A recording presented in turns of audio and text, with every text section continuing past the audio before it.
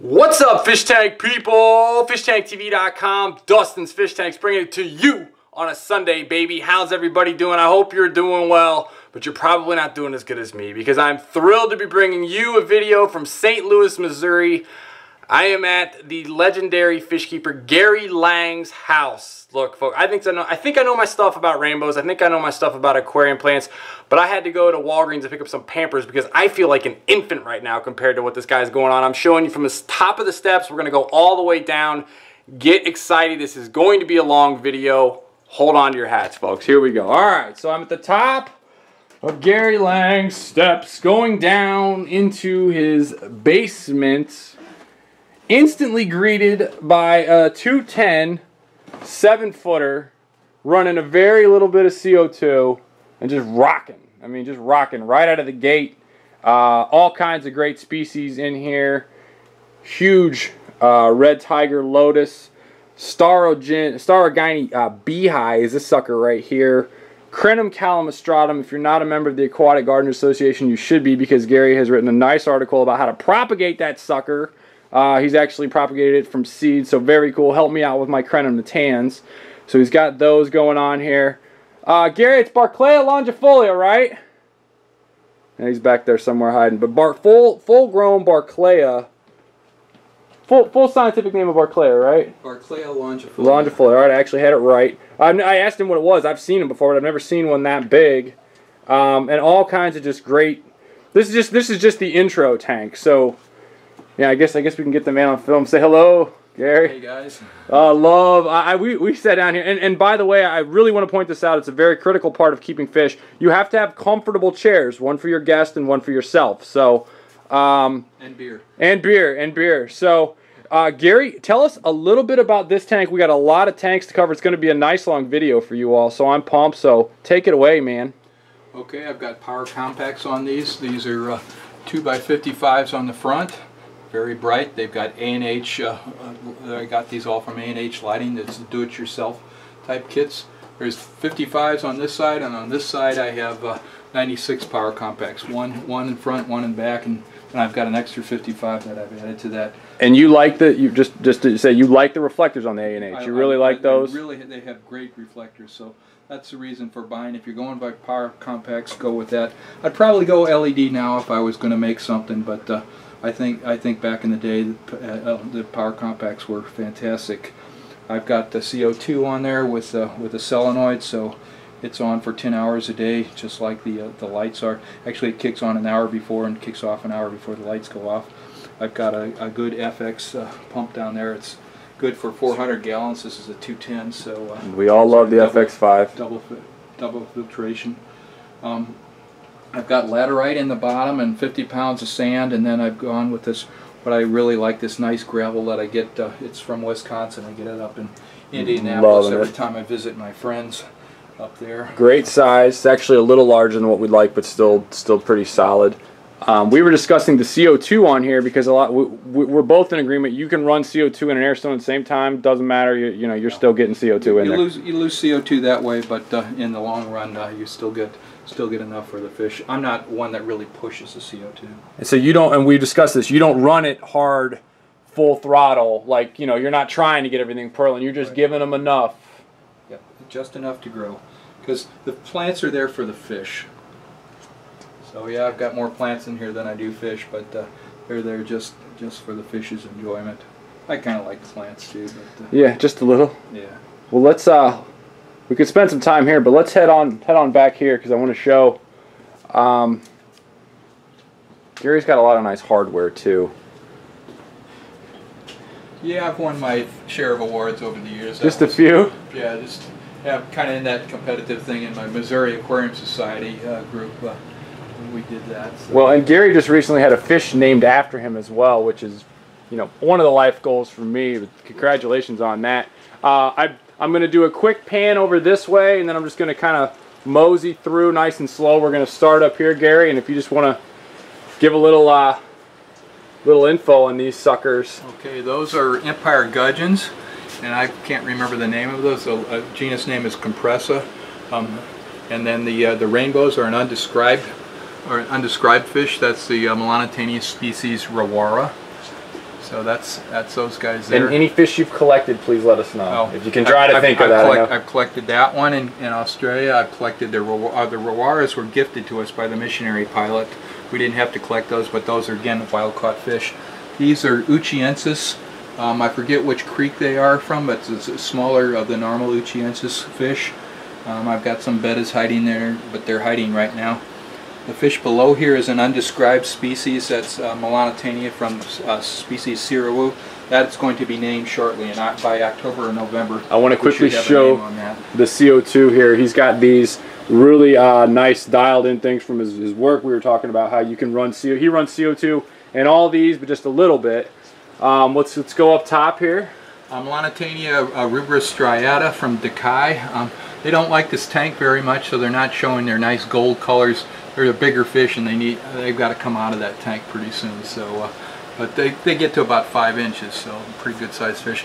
Another undescribed fish, Melanotania species from Luban Village. We didn't collect this fish, but our missionary friend gifted it, and DNA says it's a new species. And what about this fish down here? Melanotania Gary Lange. Yeah. When we first caught these things, they were only like an inch long. Look at this guy pulsating right here. Can you see? Oh man, he knows he's on camera. We put that light forward, and he's happy. But that's why I keep rainbows. They show those colors. They go back and forth like that. There's no fish that just does that coloring all the time. You know, some fish do that when they're breeding. Rainbows do it when they're happy and every day. So that's the reason I keep those puppies around. Beautiful, beautiful fish. Where are they from, Gary? By the way, 2 different types of trident Java fern. Oh, by the way, in here, the big variety, and then the smaller variety. Smaller variety, yeah. Where's your fish from, Gary? These fish are from the village of Decai. We caught those there. We caught these rubra striata that we just talked about, and we caught some goldie eye there. So 3 different species of fish that we caught in that region, plus some really nice looking pseudomagills in that area. So fun fish. When we caught them, they were only like 3/4 of an inch long. We thought we had ourselves the smallest rainbow fish of all, but they grew a little bit bigger. They're still only 3 inches max, I guess. So still what you'd call a medium to small size rainbow, though. So pretty neat little fish, though. Great looking tanklets. Did you want to go below here? Yeah. Okay, fish below. Oh, is that a Frederici? Those are Frederici. Yeah. I actually had a couple of these, and they bred for me. They're pretty nice, and I've also got some rubra striata in there, so I'm not collecting eggs out of here because you can only have 1 species of rainbow per tank. The gudgeons, I'm having a brain fart right now on which type those are, but it'll be all right. Golden gudgeons from Australia. I hadn't seen these until we got down here. Yeah, I had these. Those. Yeah. You didn't collect those? Yeah, I didn't collect those. Those came from a source, and I found out right away that they were actually real fish versus so many of the crosses that are in the wholesaler operation. I had 5 of those that bred and then jumped out. They're very, very pretty fish. Okay, this fish is named for my missionary friend. This is Melanotania. Was Suswa Village. It's now known as Eric Robertsi. So Jerry Allen described that a while ago and had collected it. So fun fish. One of these days I'll get around to putting gravel in that tank and making it a fully planted tank. And this is the party fish. This is the party fish. Chillerthina blairii. Say it again for us. Chillerthina blairii from Heiko. Look at this guy here. He's turning his colors on and off. Yeah, those are beautiful, man. Now, those are the little boys. The bigger males, when they get going, they just turn. I've got a little too many plants in there right now. When they get going, though, they are just a party animal. Those males are about 15 years old now, so wow, they're getting a little bit on the old side. But they're still producing for you, though. They're producing eggs. Yep, they do a heck of a job. So they do a real fine number. See if these guys. And we're talking a lot about the fish. I mean, Gary's got a ridiculous amount of different plants in here too. This tank here that's my Volvitis tank, but this is a new species that Heiko collected several years ago from the Aru Islands. They were known as Melanotania Aru 2. Now they're known as Melanotania picta. And he's not in a very happy color right now. You can see some color on him. Right. When he gets going, though, those colors are just absolutely outrageous. Since we're down here. And while we're down here also, this is a Melanotania from the Aru Islands that was known as Aru 4. This one has goldie eye DNA in it, but it is not goldie eye. The other fish had trifasciata DNA in it, but it's not trifasciata. That's just the tribe that they're related to. These guys aren't looking very good right now, too. You know, It depends on what their mood is, and that's the way it is with rainbow And we did just come through and mess with all their lights to pull them forward for you all. Yeah, that gets them a little bit scared. This is a Melanitania van Hurenai from Fowey Village. I did collect this fish ourselves back in 2005, and then we went back and recollected it again in 2008. Pretty good sized fish. When they're on, they're bright orange also. So. And these guys, you had a special name for these guys. Oh, I can't call them the bad name. Look at this. Call them the bad name. What do you call them? I mean, they're Sherlockina asshole rod eye. Asshole. Look at this guy here, though. He's starting to turn black. When they do that, they're getting excited. They enjoy. Wow. They enjoy the light sometimes, and they think they're going to get fed, so they get all excited. Look at that pattern on those. Really Chillerthina axle rod eye to make it right. But just look at that beautiful fish. That stripe on there. Fantastic fish. And then just to give some plant people some love, the Cryptophinus, correct? Cryptophinus, yeah. Under lower lights they grow low.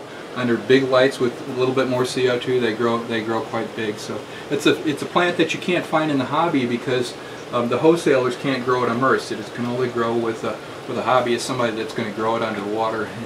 And just to show our CO2 point here, CO2, slight bit, full air stone, like doesn't matter. Get a little bit of CO2 in there. Little seems to help. Without it, you know, it's sort of like an algae buster in a way. You know, you get that in there, the plants grow better, the algae can't grow. So that's a bear tank. Melanitania finis from Blue Hole.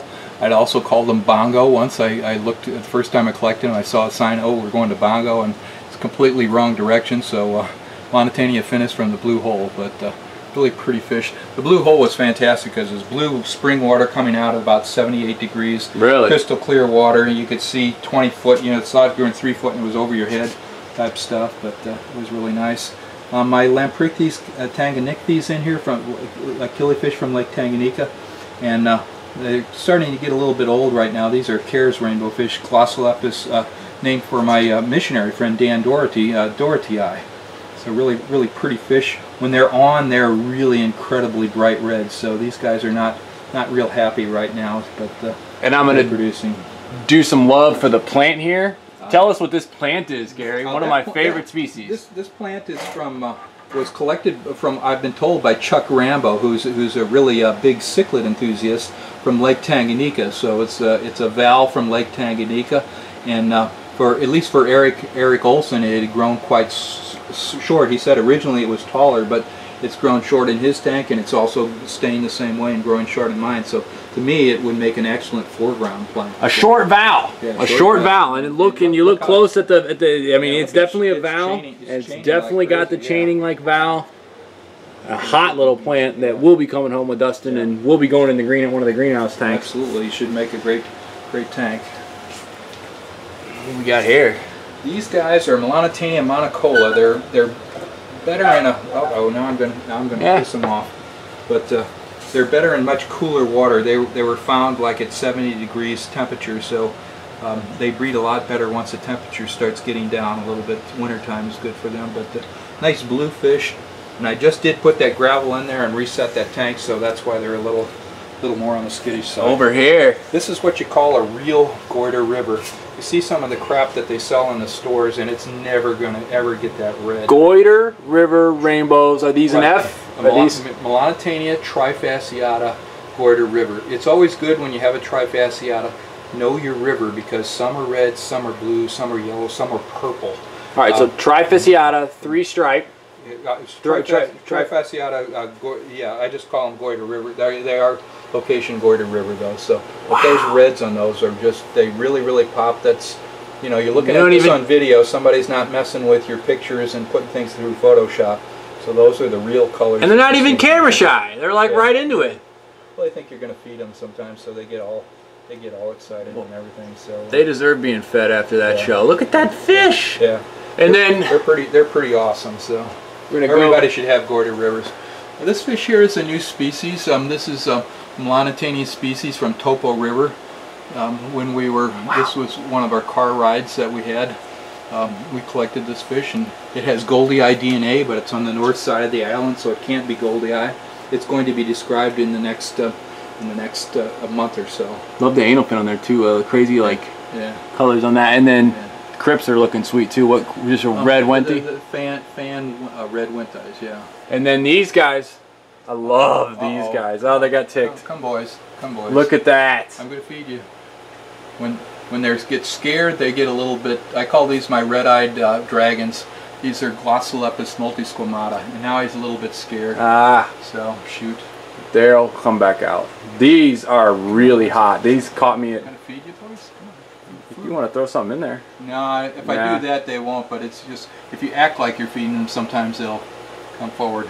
We might have to come back to them once they get. Oh, here's one giving us a little bit of love. And then the how do you say it? Glossolepis multisquamata.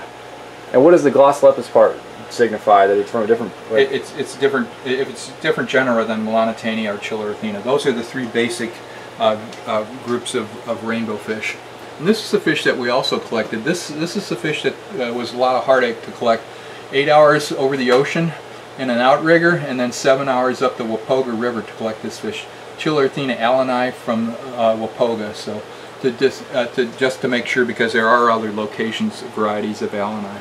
But most of these guys in here with the red tops are males. You can see the ones that don't have much color, those are the females. So I'm very male heavy in this tank right now. But this is the rainbow fish that I'd say is a rainbow fish on a cappuccino, because they most of the time they're moving around like crazy. I'm kind of surprised they're so slow right now, but I guess we moved the lights forward and that kind of freaked them out, so they're not moving as fast as they normally do. So. And again, just happens to have lace plants, water sprite.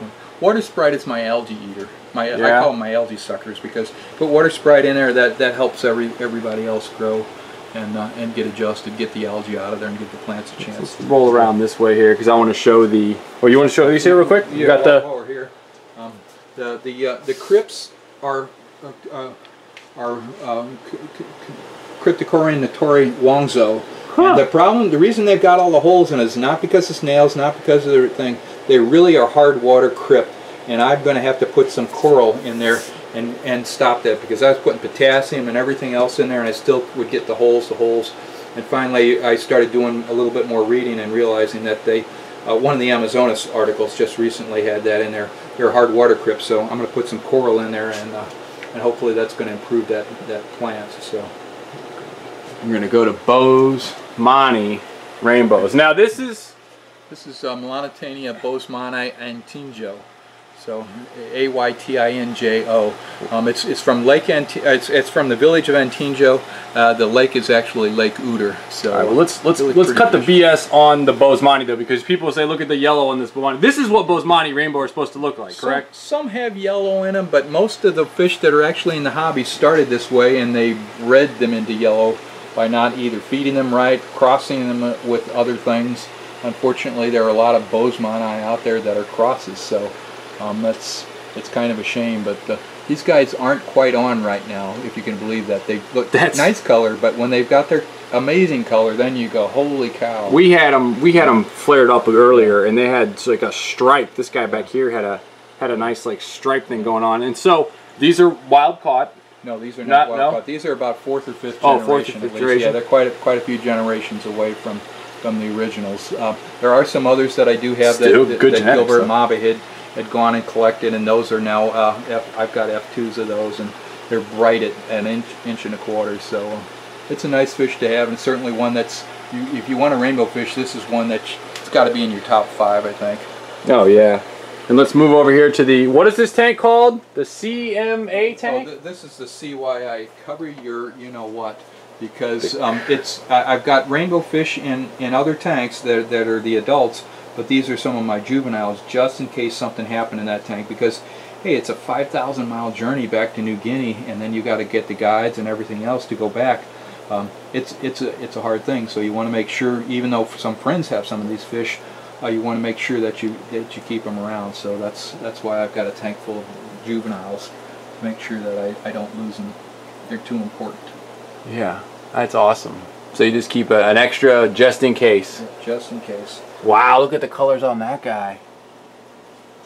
Yep, that's a Chillerthina alleni from Sirawo. So a different place. We showed you those other nice yellow ones, but that's you know, you might call that the clown rainbow fish or something. You look at all the crazy colors in those things. They're just amazing. And he's not turned on yet. When he turns on, well, you can't take a picture of him because he moves too fast.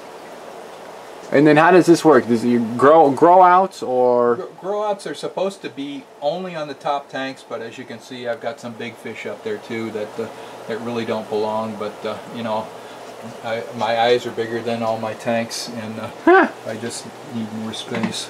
This is a new fish here. This is a Melanitania. Oh, and they're not turned on. Wouldn't you know it? Well, when they're turned on, they're purple. This is an undescribed species from the Upper Catherine River from Australia. And I got these when I was in Europe, but they were brought back. But really pretty fish when they turned on. What was the? We had the one with the bright yellow in the line of yellow in here. Where was that one? Down here. Oh yeah. Okay. That's an undescribed species.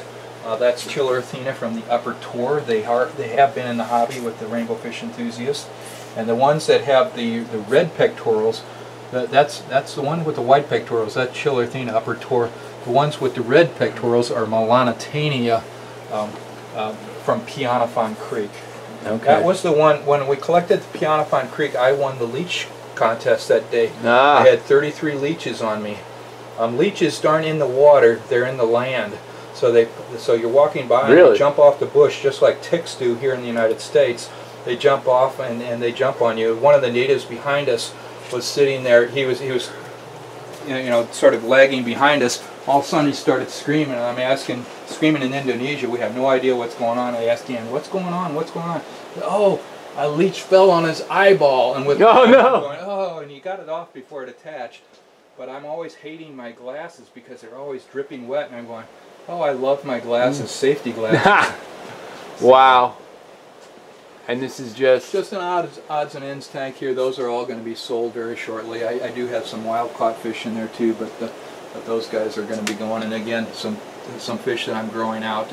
And look at the colors on the juveniles, folks. That's the thing with the quality of genetics. And it's something you and I have talked pretty at length about, is just the poor genetics that comes in. And sometimes it's because you don't have enough of a breeding stock, and sometimes it's because they're crossbred. And crossbred a lot for the wholesalers, unfortunately. And the other thing is feeding good foods. You know, you feed stuff that's high in astaxanthins. You can feed things like Daphnia, that's great. If you can't feed Daphnia, feed foods that have astaxanthins in them. You know, you feed brine shrimp, you feed bloodworms to your adults, and you feed good quality food to begin with. What is this sucker right here?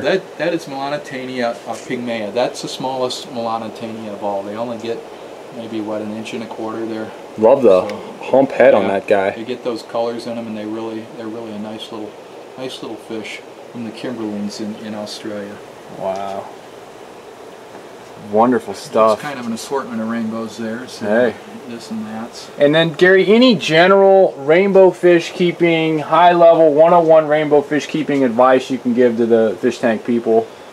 First 3 rules of rainbow fish: change the water, change the water, change the water. That's the big thing for a lot of people. They tend to say, oh, 10% water change every week or two, and that just doesn't cut it. You need a 50% water change every week is good. 50% every 2 weeks, you know, is what I end up doing most of the time. But you want to change that water, because that really makes the fish happy. It gets them in a breeding mood. And then feed them quality food. You just can't feed them trout chow to, you know, get them nice and happy.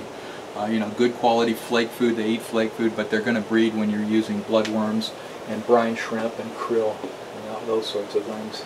Man. Glossolepis ramuensis here. You can see, if you notice, you can almost see like a purple color. Yeah. So this is a this is an F1 fish from Michael Wagner. One of the fellows in Germany is now going back to the eastern side of New Guinea, which we have never collected over there, and he's collecting fish over there. And he's got these guys, and so they're pretty nice colors. Certainly nicer than the fish we had 10 years ago. That was Ramuensis. And I almost forgot the parva, and they're not showing their colors as good, but this is one of my favorites that I've never owned. Yeah, I would say right now that's a cruddy color for parva. If I weren't on film, I'd say another word. But, well, so yeah, but this later we'll come back and film those when they've got the. We get them fired up. That's one of my favorites. Well, Gary, thank you so much, man, for taking the time, showing us all this, and having me over and out here, man. This has just been. To show them the Wanamensis before? The Wanamensis? I can't believe I forgot the Wanamensis. Yeah. Wamenensis. This is what a real Wamenensis looks like. Now these are still juvenile, so they don't have the fins, but notice the dorsal and the anal fin, they really touch the back tail fin. And this is the emerald rainbow that we see with shoddy colors around. Yeah, shoddy colors and no anal fin. Nice short anal fins. I think they crossed these very early on, and that's the problem. They got some have some nice green colors, but the fins aren't long, and that's what the guys look like. The Wamenensis has the good Wamenensis has the dorsal and the anal fin all the way back. All the way back. And this is another fish that Michael Wagner has collected in the wild, and I hope to get some of that F1 or F2 stock in the very near future. And bring it over, so. You told me at the Aquatic Experience you wanted to bring these into the hobby in a better quality. Yeah. So yeah, that's what I want to do. Wow. Well, folks, totally schooled on rainbows. How you like that? If you like what I'm doing, subscribe. Got more videos coming here. We're going to talk about his filtration here in a little bit. So everybody make it an awesome week and tank on. Later.